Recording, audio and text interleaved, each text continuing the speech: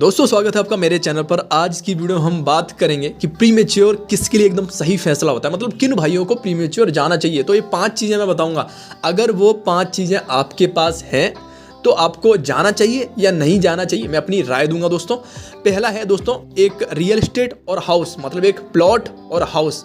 दूसरा family background, आपका family background कैसा है, घर की स्थिति कैसी है। कहीं ऐसा तो नहीं आपकी बहनें हैं, बहुत ज़्यादा जिम्मेदारी है और आपको जाना चाहिए प्रीमेच्योर या नहीं जाना चाहिए, उस पर मैं अपनी राय दूंगा।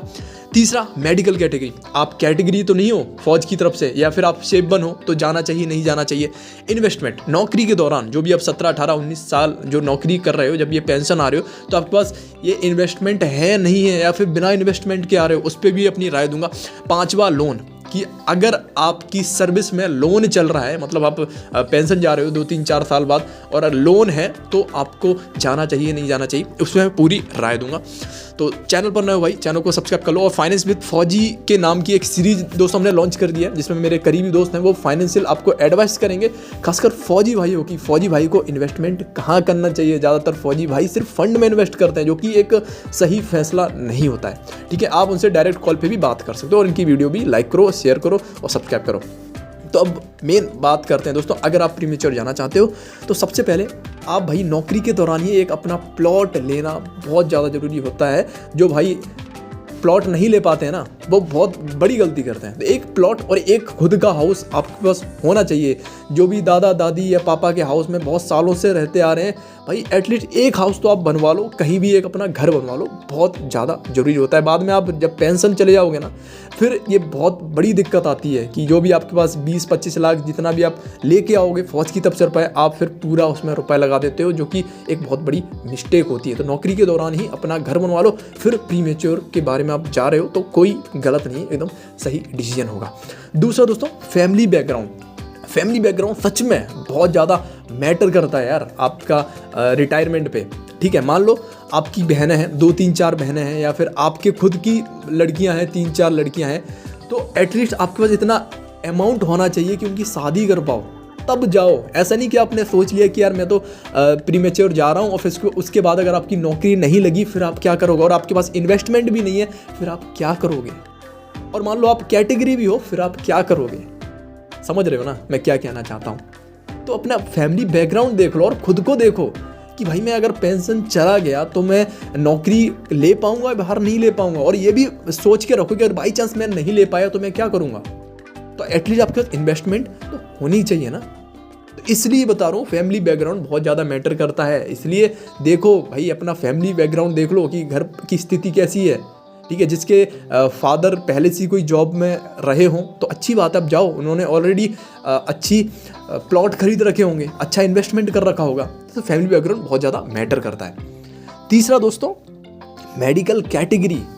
भाई फौज से जब भी आप आते हो तो कोशिश ये होना चाहिए कि आप शेप होके आओ।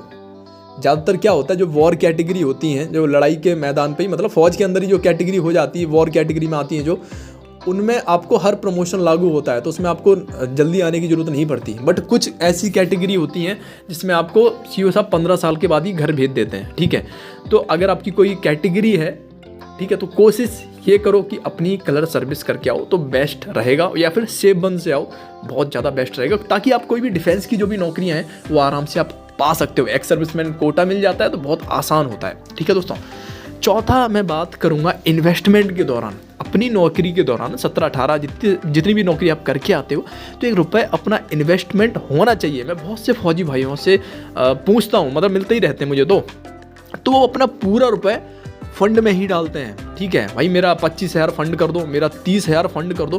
भाई फंड में इतना ज़्यादा रुपए नहीं है, 7.1 का ब्याज मिलता है। वहीं अगर आप SIP में करते हो, म्यूचुअल फंड में इन्वेस्ट करते हो, इंडेक्स फंड में इन्वेस्ट करते हो, तो भाई वहाँ 12 से लेके 40 तक का ब्याज मिलता है। और अभी तक का इतिहास रहा है, आप हिस्ट्री में चेक कर लेना।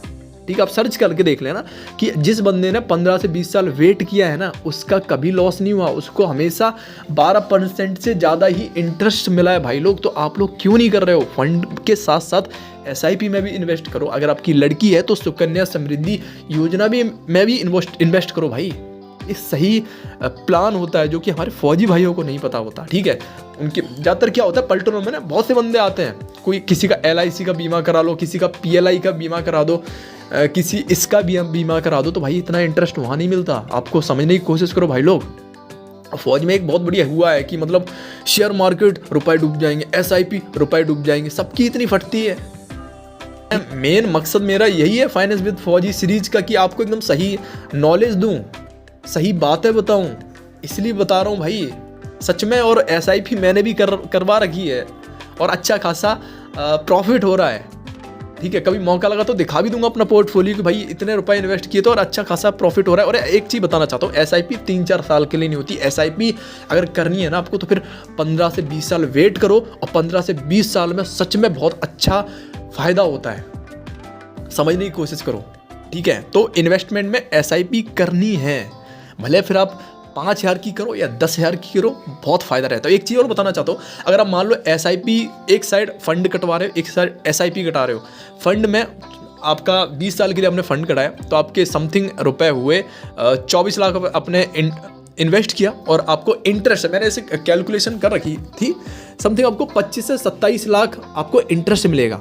वहीं अगर आपने SIP कर रखी थी, सेम अमाउंट की SIP कर रखी, तो आपको लगभग भाई 93 लाख रुपए मिलेंगे, 66 लाख ज़्यादा रुपए मिलेंगे, ठीक है। मैं अप्रॉक्स में बता रहा हूँ, नंबर 2-3 हज़ार अप डाउन भी हो सकते हैं, समझ रहे हो ना भाई। तो SIP की पावर समझो और SIP करो, हर भाई को इन्वेस्टमेंट करना चाहिए। तो अगर आपके पास इन्वेस्टमेंट है, अच्छा खासा इन्वेस्टमेंट है, तो बिल्कुल प्रीमेच्योर के बारे में जाना चाहिए, ठीक है। और 5वां दोस्तों मैं बात करूँगा लोन। अपनी नौकरी के दौरान लोन, अगर आपकी लोन लेना कोई बेकार नहीं है, लोन ले रहे हो अच्छी बात है, लेकिन अगर आप मान लो आपका 5-6 साल का लोन है, 6 साल का लोन है और आपको प्रीमेच्योर रिटायरमेंट जाना है, तो भाई एक गलत डिसीजन होगा। क्योंकि प्रीमेच्योर रिटायरमेंट के बाद अगर आपका लोन भी चल रहा है साथ में, तो आपकी जो पेंशन है वो आधी हो जाएगी, ठीक है। 32, 33, 35 हज़ार रहेगी, और उसमें आपकी EMI मैं मान के चलता हूँ 20,000, 19,000, 20,000 EMI होती है। क्या कर लोगे आप? 15,000 में घर नहीं चल पाता, और फिर साथ में बच्चों की फीस भी होगी, फिर किसी की तबीयत भी खराब हो गई, फिर ये खर्चे वो खर्चे, गाड़ी का खर्चा, आपके बिजली का खर्चा, 15,000 में कुछ नहीं हो पाता। 35,000 की पेंशन बता रहा हूँ, 35,000, क्योंकि रिटायरमेंट के दौरान आपकी 35,000 पेंशन हो जाएगी, और 35,000 में 20,000 आपका लोन चला गया, ठीक है। फिर बहुत बच्चों की पढ़ाई का खर्चा, घर के राशन का खर्चा, आपकी पेट्रोल का खर्चा, आपके और भी बिल हैं उनका खर्चा कहाँ से निकालोगे? इसलिए लोन नहीं होना चाहिए भाई रिटायरमेंट के दौरान। लोन हटाओ, फिर पेंशन के बारे में सोचो। ये सही समझ वाली बात बता रहा हूँ। ज़्यादातर फौज में होता क्या है, ये होता है कि मेरा साथ का बड्डी ने पेंशन साइन कर दी है तो मैं भी कर देता हूँ। अरे भाई उसने तो इसलिए की, उसका सब कुछ सही है, घर परिवार सही है, उसका हर चीज़ सही चल रही है। तुम तो देखो अपनी तरफ, किसी का देख के सहक मत करो। और ज़्यादातर फौज में ये भी मैंने देखा है कि पहले साइन कर देते हैं, जब पता पड़ता है कि हाँ उनका JC का टर्न नंबर आया तो टक एप्लीकेशन वापस भी खींच लेते हैं, समझ रहे हो। तो इन चीज़ों से देखो, अपने घर का वो चीज़ें देखो, घर पे डिस्कशन करो, पूछो घर वालों से, और खुद के बारे में सोचो। चीज़ें देखो भाई, मेरे पास प्लॉट है या नहीं है, मेरा फैमिली बैकग्राउंड कैसा है, मैं सेफ हूँ या नहीं हूँ, या मेरी कोई इन्वेस्टमेंट है या नहीं है, और कहीं मेरे पास लोन तो नहीं है। 5 चीज़ें मैंने अच्छे से समझा दी, और मुझे उम्मीद है आपको मेरी बातें बहुत अच्छे से समझ में आई होंगी। कोई मैंने फालतू आपको कोई ज्ञान नहीं दिया, कोई फालतू चीज़ें नहीं बताई, एकदम सही चीज़ बताई है जो मैंने ग्राउंड पे देखी है। ऐसे ही तुक्का मार के कुछ आपको नहीं बता रहा हूँ। ये चीज़ें देखोगे बहुत अच्छा रहेगा आपके लिए, एक अच्छा डिसीजन रहेगा। तो इन्वेस्टमेंट फौजी भाई को फंड के साथ साथ, फंड कटाना कोई बेकार बात नहीं होती, लेकिन फंड के साथ साथ 4-5 चीज़ों में इन्वेस्ट करोगे अच्छा खासा रुपया मिलता है। सबसे पहले एक बताता हूँ, नॉर्मल में बता रहा हूँ, इसके बाद ज़्यादा डीप में अगर नॉलेज चाहिए ना तो फाइनेंस विद फौजी में मेरा दोस्त है, वो आपको एक अलग से वीडियो डाल देगा। सबसे पहले फंड के साथ साथ एक SIP करानी जरूरी होती है। कहाँ SIP करते हैं, कैसे करते हैं, आपको वीडियो मिल जाएगी।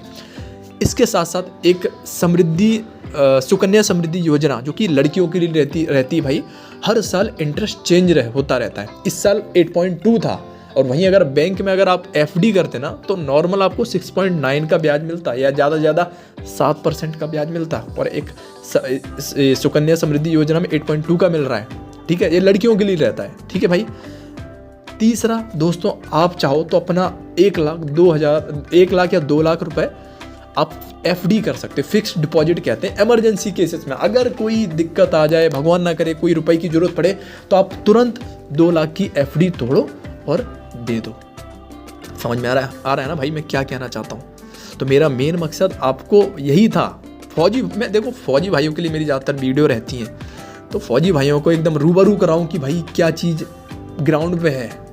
और अगर आप प्रीमेच्योर एप्लीकेशन लिख भी दी है ना, और अगर आप इन चीज़ों में पढ़े हो जो स्क्रीन पे मैंने दिखाई है, तो अपनी एप्लीकेशन बाद में खींच लो, कोई दिक्कत नहीं है।